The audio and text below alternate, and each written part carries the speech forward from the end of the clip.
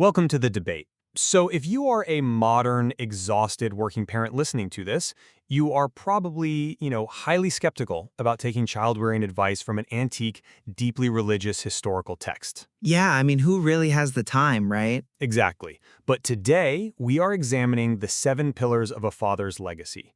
And as family psychologists, our central question is this. Do these traditional paternal virtues hold any practical weight for today's secular dual-income families? Right. And I argue that they absolutely do not. You just can't extract the lines you like and ignore the operating system they run on. The text relies heavily on extreme asceticism. Well, I argue that if we strip away the religious vernacular, we actually uncover incredibly effective evidence-based psychological practices. I just fundamentally disagree. I mean, for parents who are already stretched thin, juggling careers and childcare, adopting this standard of total self-abnegation isn't just impractical, it is a direct path to profound burnout. I completely get the hesitation, especially around the language, but let's look at the underlying mechanics, like the concept of creating, quote, memories of mercy. Okay, but wait, let me just finish the thought. In clinical practice, we know exactly why this works. When a child messes up and expects a harsh reaction, but a parent responds with unearned grace, it actually short-circuits the child's defensive fight-or-flight response. Right, it regulates their nervous system. Exactly. It regulates them and rapidly builds a secure attachment. So the theological wrapper is old, sure, but the psychological utility is entirely modern. Okay, the idea of a memory of mercy sounds beautiful when you isolate it like that, but look at the actual cost of that emotional safety in the text. What do you mean? Well, the source explicitly praises a father who learned obedience by the things which he suffered. That fundamentally shifts the dynamic away from grace.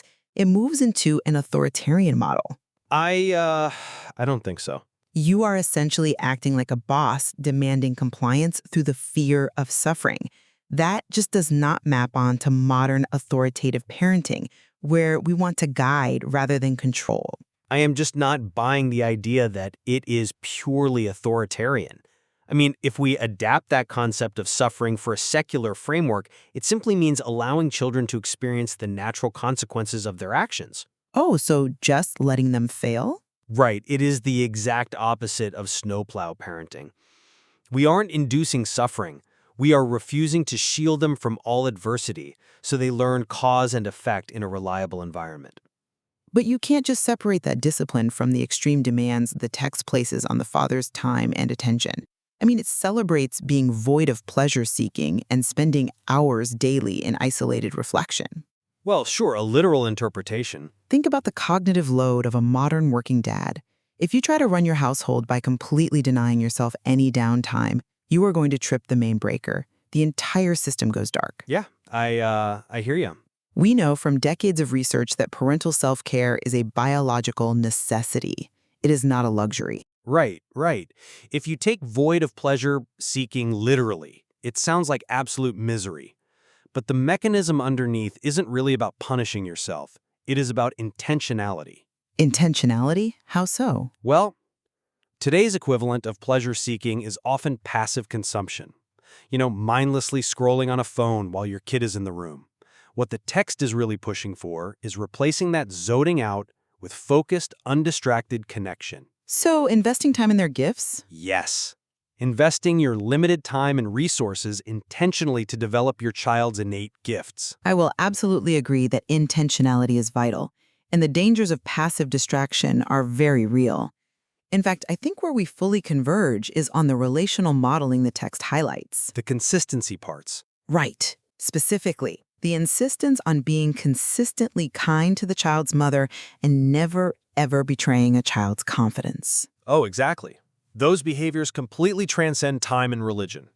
When a child witnesses consistent kindness and respect between partners, it builds a secure internal working model. A subconscious blueprint. Yep, a blueprint for what a healthy, reliable relationship should look like for the rest of their lives.